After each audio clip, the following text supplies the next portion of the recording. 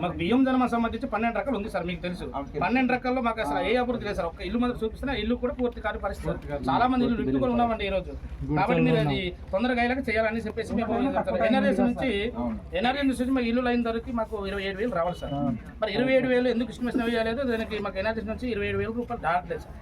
మరి అది కూడా మీరు ఎన్ఆర్ఎస్ వాళ్ళు మాట్లాడి మాకు తొందరగా చేసేలాగా చేయాలని చెప్పేసి మేము అన్నాం సార్. అలాగే ప్రస్తుతానికి మహిళ ఏఈగా ఇన్ఛార్జ్ ఉన్నారు సార్.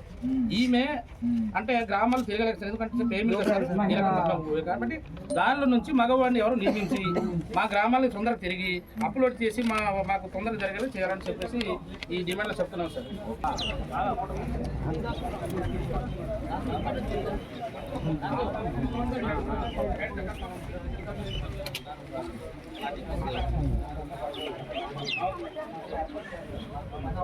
Okay sir.